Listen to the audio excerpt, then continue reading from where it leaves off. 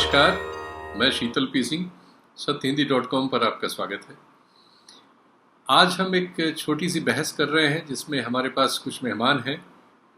एक वरिष्ठ पत्रकार वीरेंद्र सेंगर साहब, काफ़ी सीनियर जर्नलिस्ट हैं, और वरिष्ठ पत्रकार शरद गुप्ता जी जो अमर उजाला में संपादक हैं, और एक हमारे साथ आर्थिक विशेषज्ञ हैं जो जवाहरलाल नेहरू विश्वविद्यालय में इकोनॉमिक्स के डिपार्टमेंट में वो असिस्टेंट प्रोफेसर हैं, जो इकोनॉमिक्स एंड प्लानिंग का वहाँ डिपार्टमेंट है, और वो नौजवान इकोनॉमिस्ट हैं और आपको अच्छा लगेगा उनकी बातें सुन के।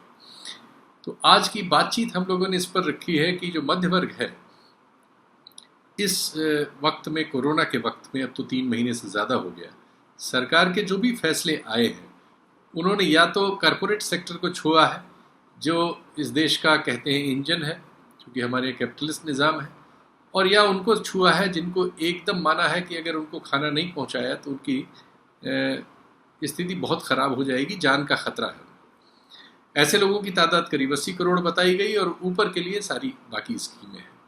जो पहले के सारे पैकेजेस आए उसमें ज़्यादा बड़ा हिस्सा उनके हिस्से में चला गया, लेकिन जो बाकी बीच में लोग हैं, जो नौकरी पेशा हैं, छोटा मोटा कारोबार करते थे और दूसरी चीज़ें करते रहे हैं, उन सब के लिए नौकरियां बहुत जा रही हैं, कारोबार तहस नहस हो गया, आय के साधन कम होते जा रहे हैं, उनके लिए कोई पैकेज नहीं है, और उनकी स्थिति सबसे ज़्यादा ख़राब हो रही है इसमें, क्योंकि राशन कार्ड उन्होंने बनवाया नहीं, वो उस श्रेणी में आते नहीं थे।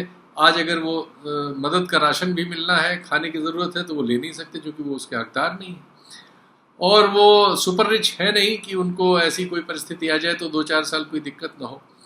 तो वो तो रोज कमाने रोज खाने वाले तो नहीं है, लेकिन वो बीच में है जिनको अगर तनख्वाह न मिले तो फिर उनकी सारी अर्थव्यवस्था डामाडोल हो जाती है, उनकी सेविंग्स खतरे में पड़ जाती है। कहीं वो अस्पताल में फंस गए, बीमार हो गए, कोरोना हो गया, तो फिर तबाही ही तबाही है।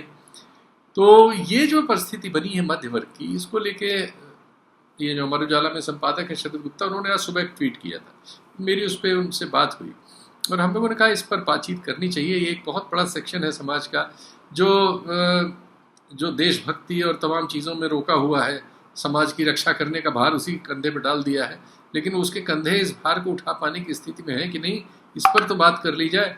तो इस पर एक गर्मा गर्म बातचीत आप ज़रा सा सुनिए, जिसमें हमारे विशेषज्ञ आर्थिक रूप से उसकी व्याख्या करेंगे और हमारे पत्रकार उन समाज के सवालों को लेकर इस मुद्दे पर आपके सामने होंगे। देखिए, आपको पसंद आएगी, ये बात सुनिए। गांव में आप देखिए 2-3 हजार रुपए, 4,000 रुपए अगर आपको मिल जाता है जी, तो वो कम नहीं है, एक अच्छी रकम होती है आपका गुजारा चलाने के लिए, खास तौर से जब खेती से भी आप कुछ कमा रहे हैं और कुछ आप मजदूरी भी कर रहे हैं, मनरेगा से भी आपको मिल रहा है जी।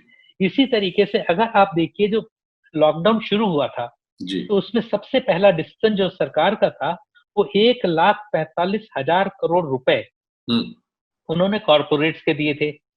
उनका कहना था कि सब उद्योग जगत इस 1,45,000 करोड़ रुपए के पैकेज से अपना उद्योग दोबारा शुरू करेगा, और उससे मिडिल क्लास और लोअर मिडिल क्लास और इवन बीपीएल फैमिलीज को जॉब्स मिलेंगे और उससे इकोनॉमी रिवाइव होगी। तो मैं तो इतना इकोनॉमी के बारे में नहीं जानता हूँ, प्रोफेसर सुरजीत दास बताएंगे कि मुझे लगता नहीं कि उस 1,45,000 करोड़ रुपए का कुछ ट्रांसलेट होके मिला। और उसके बाद हम लगातार अखबारों में, मीडिया में खबर पढ़ रहे हैं कि साहब इस आदमी ने अपनी लोन पेमेंट नहीं कर पाया तो सुसाइड कर लिया, उस आदमी का जॉब चला गया, 4 महीने से उसके पास पैसे नहीं थे, घर का किराया नहीं दे रहा था, सुसाइड कर लिया। तो इस तरीके के बहुत ढेर सारे केसेस आ रहे हैं जिसमें लोग इकोनॉमिकली, फाइनेंशियली डिप्रेस्ड हैं, कंस्ट्रेंड हैं, उनके पास इनकम नहीं है, खर्चे ज्यादा हैं। तो ऐसे में इकोनॉमी, उनकी जो फाइनेंशियल पोजीशन है वो खतरे में पड़ती जा रही है, और ऐसे लोग बहुत ड्रास्टिक स्टेप्स लेते जा रहे हैं। उनके कोई आंकड़ा अभी किसी ने कंपाइल नहीं किया है, लेकिन जिस तरीके की खबरें रोज आती हैं तो वो डिप्रेसिंग, अपने आप में डिप्रेसिंग है। तो इसलिए मुझे ये लगा कि भाई जो कॉर्पोरेट्स हैं, जो सुपर रिच हैं, उनके लिए सरकार बहुत ढेर सारी योजनाएं दे रही है। उनके लिए लोन की फैसिलिटी भी है, आसान शर्तों पे लोन है। लोन अगर वो नहीं दे पाते हैं तो उनके लोन राइट ऑफ हो जाते हैं, उसके बारे में कोई पूछता भी नहीं है। तो एनसीएलटी वगैरह की प्रक्रिया तो अब शुरू हुई है, लेकिन इससे पहले जो लोन राइट ऑफ हो रहे थे या अभी भी जो ऑक्शन के जरिए जो मिलता है, दैट इज पीनट्स। आप 1 लाख करोड़ रुपए की किसी कंपनी को अगर आप एनसीएलटी में लेके जाते हैं तो आपको 10,000 करोड़ या 5,000 करोड़ मिलता है, which is 5% to 10% of the actual value. तो इसलिए सरकार को उनको पैसे देने में दिक्कत नहीं है जो आपका पैसा डुबो देते हैं।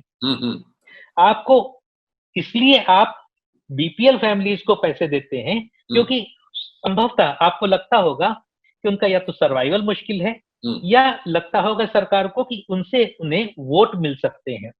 ठीक है, अब इस पे जरा सुरजीत जी से पूछ ले, थोड़ा इकोनॉमिकली इसको समझ लें। आपने इसको सोशली बहुत ढंग से और पॉलिटिकली बहुत ढंग से डिटेल कर दिया है। सुरजीत जी, ये जो परिस्थिति है इसकी वजह आप क्या समझते हैं? क्या इसका कोई निदान है?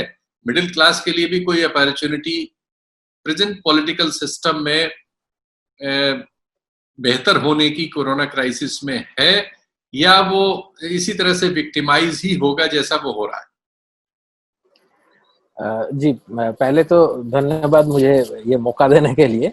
मेरा हिंदी थोड़ा खराब है, लेकिन मैं कोशिश करूंगा। मैं बंगाली हूँ। एक तो है, ये सिर्फ इस देश का प्रॉब्लम नहीं है, दुनिया भर में ये पैंडेमिक है। दुनिया भर में ये लॉकडाउन हुआ है कोविड-19 के चक्कर में, और पूरा दुनिया का ग्लोबल इकोनॉमी एक डीप रिसेशन में घुसने जा रही है। इसमें कोई दो राय नहीं है। मतलब हम तो, मेरा जन्म हुआ 1977 में, तब से लेके आज तक हम कभी नेगेटिव ग्रोथ रेट इस देश में नहीं देखे हैं। लेकिन नेगेटिव ग्रोथ रेट क्या होता है इसके बारे में हमें पता भी नहीं है, अंदाजा भी नहीं है। और ये पहला जो क्वार्टर है, अप्रैल, मई और जून के महीना, ये 3 महीने में हमारा इकोनॉमी का एक्टिविटी अगर आधा भी हो गया हो, 50% डिक्लाइन किया हो, तो -50% growth rate in a quarter, उसका मतलब होता है 12.5% नेगेटिव ग्रोथ रेट एनुअली, एक साल के लिए। तो और दूसरी नेक्स्ट क्वार्टर और नेक्स्ट क्वार्टर में तुरंत ग्रोथ रेट मतलब पहले जैसा हो जाएगा, ऐसा भी उम्मीद कम है। धीरे धीरे शायद वो ठीक होगा। तो टोटल मेरा कैलकुलेशन के अनुसार, अभी तक तो कोई ठोस डेटा आया नहीं है, इस साल हमारे देश में ग्रोथ रेट होने जा रहा है -15 से -22% के बीच में कुछ एक होगा।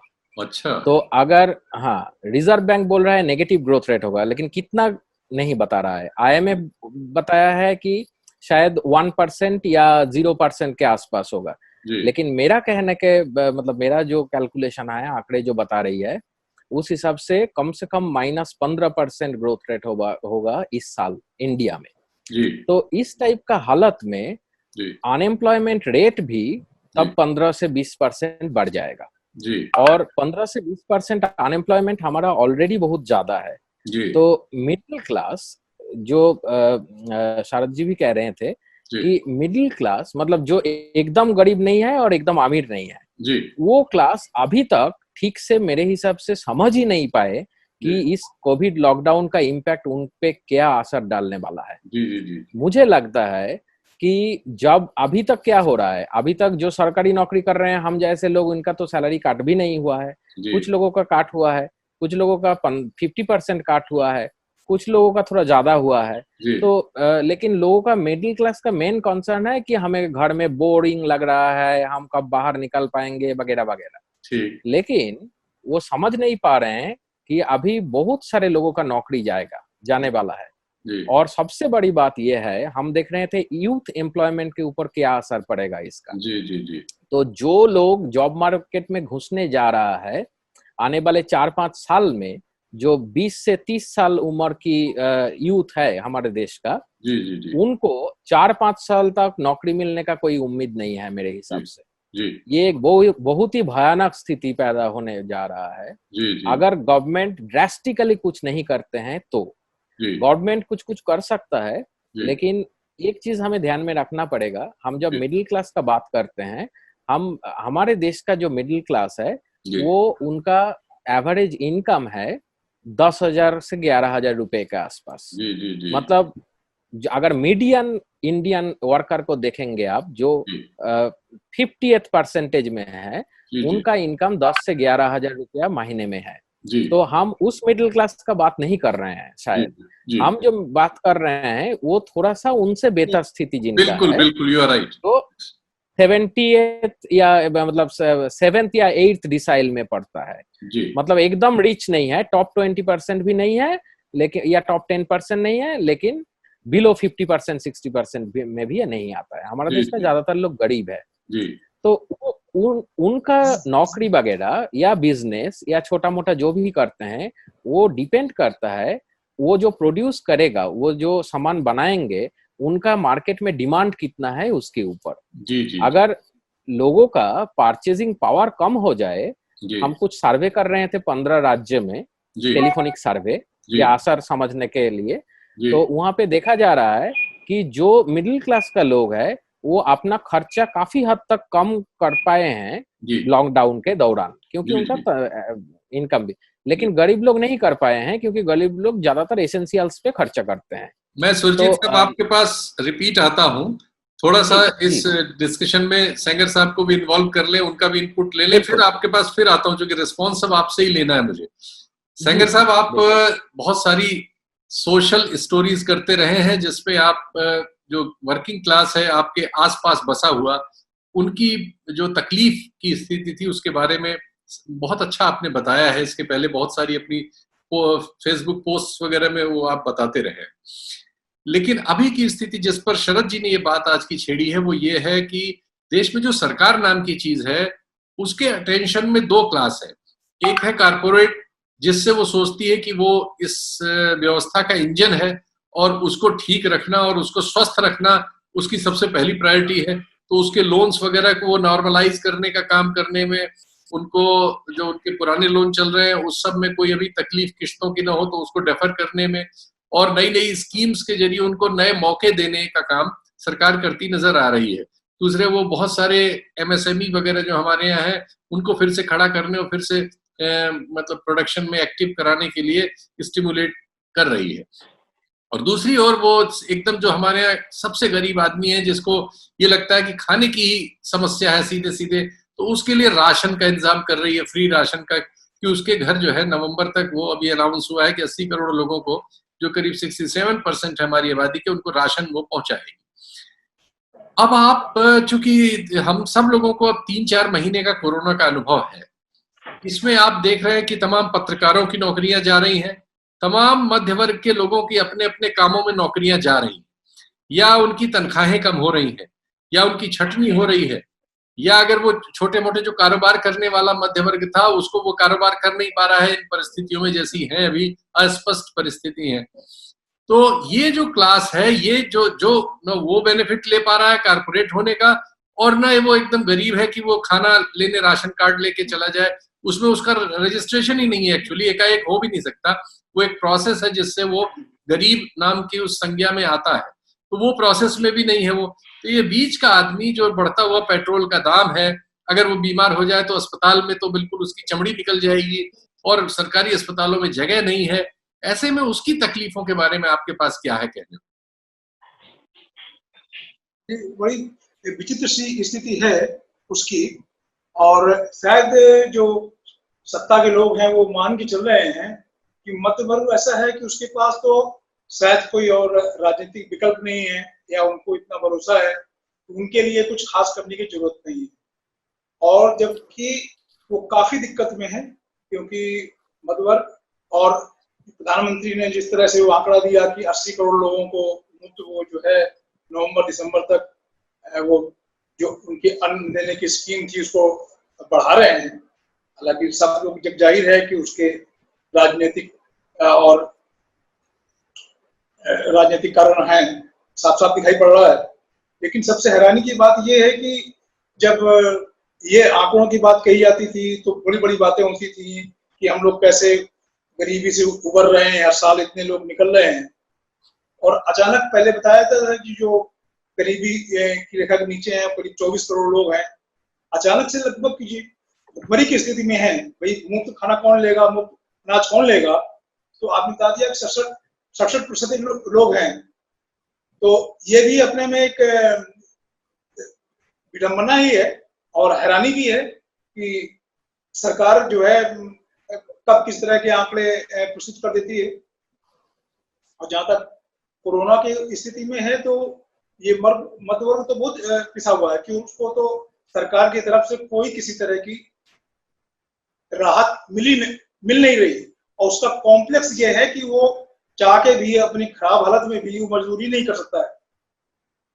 तो उसकी तमाम सोशल चीजें हैं वो आड़े आ रही हैं, तो कहीं में काफी उसकी एक विडंबना की स्थिति बन गई है। ठीक, सुरजीत साहब, मैं फिर आपके पास आ जाता हूँ। जरूरत था जरा सेंगर साहब को इनकॉर्पोरेट करना इस बहस में, वो आगे है, अब आप उस अपनी बात को आगे जारी रखें। हाँ, मैं वही कह रहा था कि हमारा इकोनॉमी जो है ये सोशलिस्ट इकोनॉमी नहीं है, ये प्लान्ड इकोनॉमी नहीं है। जैसे कम्युनिस्ट कंट्री वगैरह में होते हैं वो प्लान्ड इकोनॉमी होता है। हमारा इकोनॉमी जो है ये मिक्स्ड इकोनॉमी हम कहते हैं, लेकिन मेनली ये कैपिटलिस्ट इकोनॉमी है।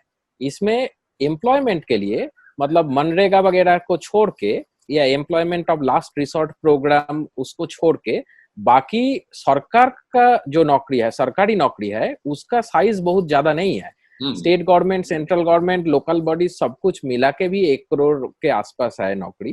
तो बाकी प्राइवेट सेक्टर के ऊपर ही हम डिपेंड करते हैं नौकरी के लिए। अब प्राइवेट इन्वेस्टर जब तक ना इन्वेस्टमेंट करेगा, और लॉस करके तो कोई बिजनेस करेगा नहीं, तो जब तक ना मतलब लॉस होगा या फायदा होगा किसी बिजनेस में, वो डिपेंड करता है आप जो प्रोडक्ट बना रहे हैं उसका डिमांड कितना है मार्केट में। और डिमांड किस पे डिपेंड करता है कि लोगों का परचेजिंग पावर कितना है, खरीदने का क्षमता कितना है, मतलब पॉकेट में पैसा कितना है। तो जब एक धक्का आता है ऐसे, तब लोगों का परचेजिंग पावर कम हो जाता है, तब एग्रीगेट लेवल में डिमांड कम हो जाता है, तब इन्वेस्टर देखते हैं ये सही समय शायद नहीं है इन्वेस्टमेंट को बढ़ाने का, तो इसलिए वो इन्वेस्टमेंट भी कम करते हैं। जितना भी सरकार जो है लिक्विडिटी इन्फ्यूशन करे सरकारी बैंकों में या प्राइवेट बैंकों में, जितना भी बोले कि आपको कोलैटरल फ्री लोन दिया जाएगा वगैरह, लेकिन इन्वेस्टर्स बेवकूफ नहीं है। वो लोन मतलब मुफ्त में नहीं मिलता है, उसके लिए इंटरेस्ट पे करना पड़ता है। तो जब तक ना उनका प्रॉफिट रेट इंटरेस्ट रेट से ज्यादा होगा तब तक वो इन्वेस्टमेंट नहीं करेगा। तो वो जो कर सकता है ये लोन शायद लेंगे, लेकिन पुराने जो उनका लोन है वो लोन रिप्लेस कर देंगे इस नया लोन से, लेकिन टोटल इन्वेस्टमेंट नहीं बढ़ेगा। वो जब तक नहीं बढ़ेगा तब तक एम्प्लॉयमेंट भी नहीं बढ़ेगा, ग्रोथ भी नहीं बढ़ेगा। तो ये है स्थिति। अभी इस स्थिति में एग्रीगेट डिमांड को कैसे बढ़ाना है, लोगों का हाथ में कैसे पैसा देना है, कैसे उसके लिए कुछ सुझाव, कुछ बहुत लोग बहुत कुछ मतलब बात कर रहे हैं, लेकिन जितना भी सरकार करे, और हमारा देश का सरकार तो खुद से बहुत कम करते हैं, आसपास का देश का जैसे देखता है उस हिसाब से करते हैं। तो मतलब ज्यादा इन्फ्लुएंस होता है कि बाकी खास करके डेवलप्ड देश क्या कर रहे हैं उस हिसाब से उस चलते हैं। लेकिन जो स्थिति होने जा रहा है, मैं जितना समझ पा रहा हूँ उसमें अनएम्प्लॉयमेंट रेट बहुत बढ़ने जा रहा है, और सिर्फ गरीबों का नहीं, गरीबों का तो जाएगा ही जाएगा। उसके लिए हम बोल रहे थे कि मनरेगा को यूनिवर्सल करो।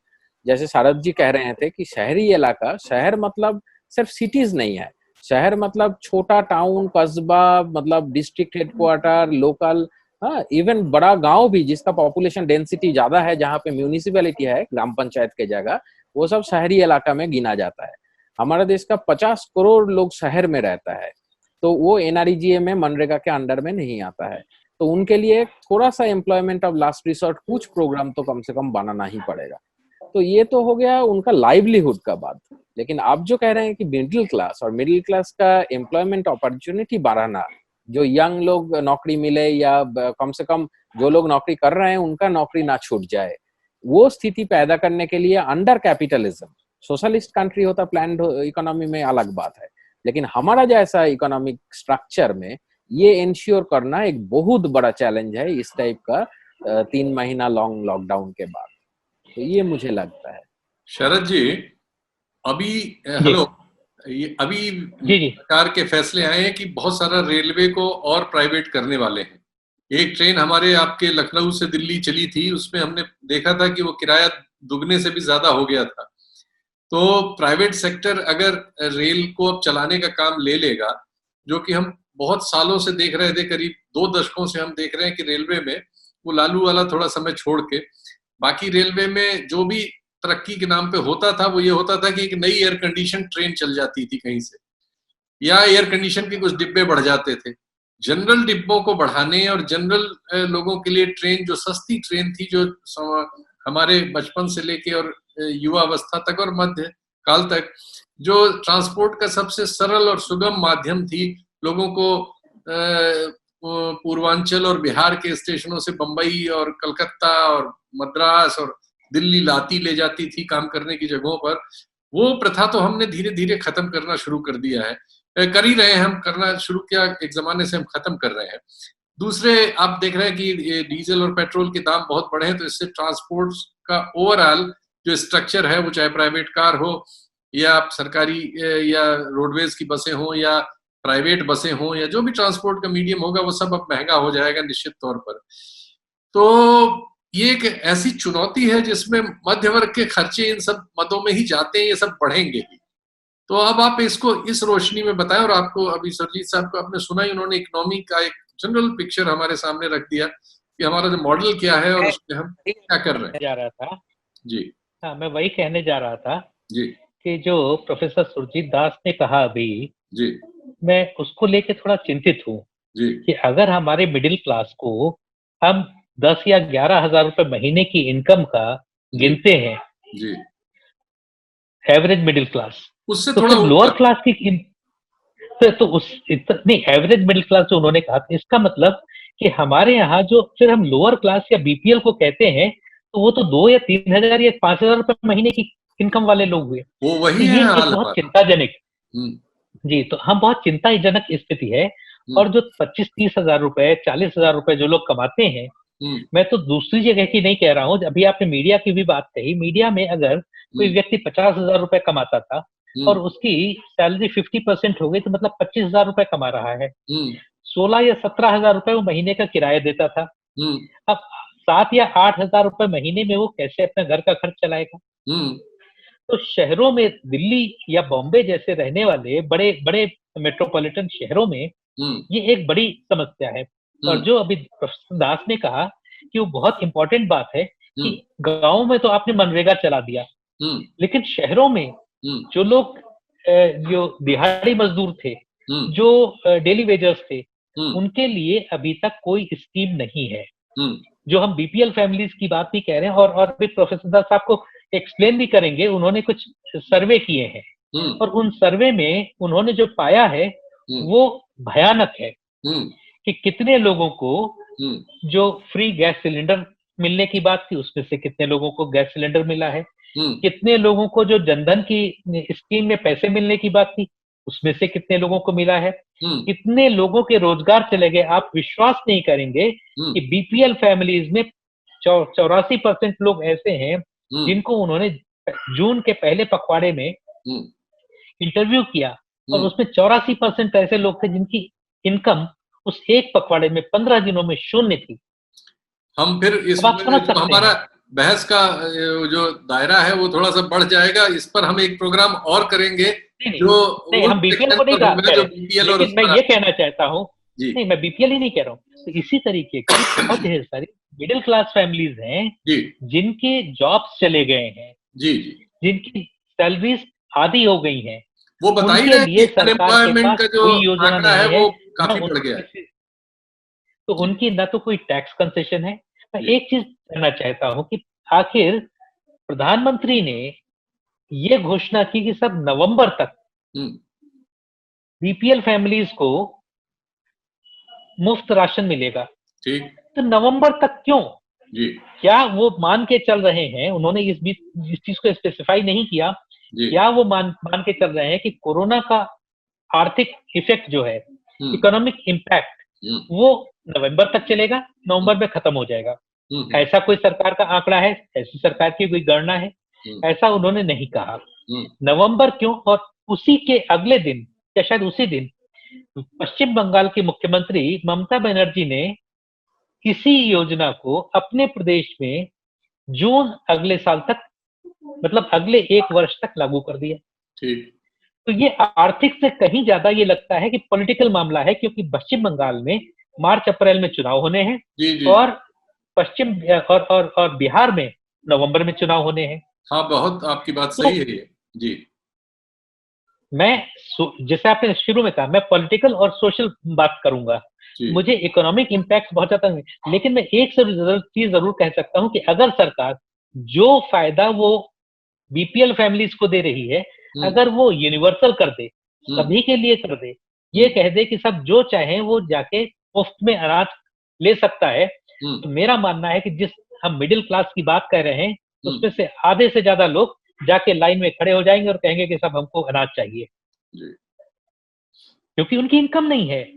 लेकिन ये फ्री राशन की स्कीम उनके लिए नहीं, या फ्री राशन मत दीजिए, यूनिवर्सल पीडीएस मत कीजिए, यूनिवर्सल फूड सब्सिडी मत कीजिए, लेकिन कम से कम एक ये तो कर दीजिए कि पीडीएस का कार्ड जिसके पास भी हो, हर व्यक्ति बना सकता है, और सुपर रिच न जाना चाहे तो न जाए, लेकिन अगर मिडिल क्लास के लोग जाना चाहें और वो जाके लेना चाहते हैं सब्सिडाइज राशन, तो उनके लिए अलाउड हो, क्योंकि वो बहुत से लोग उसमें भुखमरी की स्थिति में हैं, जैसे मैंने पहले कहा तो सुसाइड कर रहे हैं, तो ऐसे लोगों को भी फूड सब्सिडी चाहिए। ये आपकी बात एक बहुत मेजर आई है कि भाई आपने जिनके राशन कार्ड बना रखे हैं, जिनको आपने बीपीएल में रख रखा है, उनकी बात दूसरी, लेकिन करोड़ों लोग ऐसे छूट गए होंगे जो इस व्यवस्था और इस परिस्थिति के शिकार हो रहे हैं इस विशेष परिस्थिति में, और वो चाहते हैं कि उनके लिए अब कोई रेमेडी हो, लेकिन कोई दरवाजा नहीं है। अगर उनको दरवाजा मिले सब्सिडाइज्ड फूड का, तो कम से कम वो भी खरीद के ले सकें। इसी बात पे सेंगर साहब से पूछते हैं कि सेंगर साहब, अब आप इस पूरी बहस को देख ही रहे होंगे किस दिशा में जा रही है, इस रोशनी में मध्य वर्ग की तकलीफों पर और आप क्या कुछ प्रकाश डालना चाहें? जैसा कि प्रधानमंत्री ने कहा है कि ये जो मुफ्त राशन की व्यवस्था है या सस्ते के अनाज की व्यवस्था है, वो 80 करोड़ लोगों की होगी। तो 80 करोड़ का सीधा मतलब है करीब देश में 67% लोग इसमें आ जाते हैं। तो मेरा अगर ये मानना है कि वाकई में अगर इतने लोग आ जाएं, तो इसमें कम से कम निम्न मध्य वर्ग तो आ ही जाएगा, जिसको सबसे ज्यादा जरूरत है। जबकि हकीकत में ये है, हमने अपने आसपास जो भी देखा, जांचा, तो उसमें उनके पास राशन कार्ड ही नहीं है, या राशन कार्ड बनाने की उन्होंने जरूरत ही नहीं समझी। तो ये कैसे होगा? आप इसको ये जमीनी स्तर पर ये व्यवस्था कैसे होगी, उन लोगों को इतना मिलेगा, या केवल ये पॉलिटिकल जुमला है, ये देखने की बात है। सच्चाई तो ये है कि अगर वाकई में जिस तरह से कोरोना और लॉकडाउन के चलते हुए हमारी अर्थव्यवस्था लगभग ठप सी हो गई थी, अगर उसको ईमानदारी से चलाना है, तो सरकार को, जो व्यवस्था देखने वाले हैं, उनको ग्राउंड की रियलिटी समझना पड़ेगा और शुरुआत करनी पड़ेगी। क्योंकि अभी तो अब लोगों को हो जा रहा है कि अब लोगों के रोजगार जा रहे हैं। अभी तक तो केवल लोगों को आशंकाएं थी और बहुत उम्मीदें थी।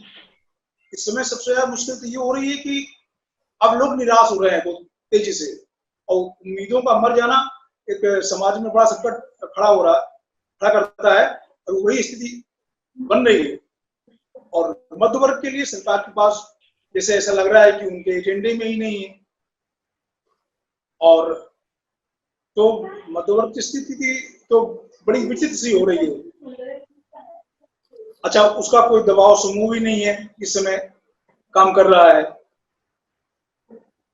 ये जो बात आपने अभी कही, ये सबसे महत्वपूर्ण यही है कि उसका कोई राजनीतिक दबाव समूह है नहीं, उसकी संख्या इतनी नहीं है कि वो एक राजनीतिक दबाव में बदल सके और उसके लिए सरकार का ध्यान आकर्षित कर सके, जो कैपिटलिस्ट सोसाइटीज में बहुत महत्वपूर्ण तथ्य होता है।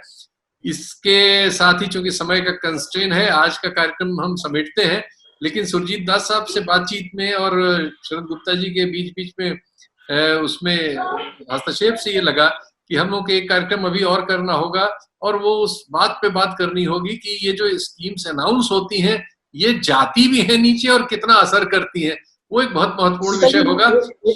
हाँ, प्लीज। मैं एक मिनट करना चाह रहा हूँ प्लीज। इसमें स्थिति यह है कि जो डीजल और पेट्रोल के दाम बेतहाशा बढ़ रहे हैं, लोगों को मालूम है कि दुनिया में क्रूड ऑयल सस्ता हो रहा है, हमारे यहाँ बढ़ रहा है, तो हमारे यहाँ उसको दूसरा मतलब ये कि देश प्रेम का आवरण उड़ाना और ये हो रहा है कि साहब चीन को लेके ये समस्याएं हो रही है, सरकार का ये कोविड में खर्च हो रहा है। तो मत वर्ग बड़ी विचित्र स्थिति में है। वो कई बार वायु में भी समझता है कि देश के लिए बहुत लागू हो रहा है, पैसा हो रहा है, लेकिन उसकी चिंता हो रही है कि भाई क्या देश के लिए खाली वही मध्य वर्ग और आम आदमी ही अपना पेट काटे और सारी चीजें काटे। तो उसके सामने कई तरह के धर्म संकट खड़े कर दिए गए हैं। उसमें धर्म संकट ये है कि उसको लबादा पहना दिया गया है कि देश के लिए जरूरत है और चीन से बहुत तनाव है तो तैयारियां करनी पड़ेंगी। तो ये मध्य वर्ग है बड़ी विचित्र स्थिति में फंस गया है। अच्छा, ठीक है। मैं यहाँ पे एक चीज और जोड़ दूं कि जो मैंने ट्वीट किया था उसके जवाब में बहुत चीजें आई। अच्छा। उसमें से एक बहुत मजेदार था। मैंने पूछा था कि आखिर मिडिल क्लास को क्या मिला। तो एक सज्जन ने उसमें लिखा कि मिडिल क्लास को ये जिम्मेदारी दी गई है कि वो अपर क्लास और लोअर क्लास दोनों की सेवा करे। अच्छा। अपनी तो चलिए इसी अच्छे नोट के साथ इस प्रोग्राम को समेटते हैं। आप सभी लोगों का बहुत बहुत धन्यवाद। और हम लोग अभी उस पर बात करेंगे जो इस बातचीत के बीच एक बात निकली है, वो बात बहुत महत्वपूर्ण है। अगली बैठक हम इस पर जल्दी ही प्लान करके करते हैं और दर्शकों तक ये बात भी ले जाते हैं। और सुरजीत जी आपका बहुत बहुत धन्यवाद, आपने बढ़िया हिंदी बोली है, बहुत अच्छा लगा। जय हो, नमस्कार, बहुत शुक्रिया, धन्यवाद। धन्यवाद सभी लोगों को, धन्यवाद, थैंक यू। सत्य हिंदी के और वीडियोस को देखने के लिए हमारे YouTube चैनल को सब्सक्राइब करें और सीधे नोटिफिकेशन पाने के लिए बेल आइकन दबाएं।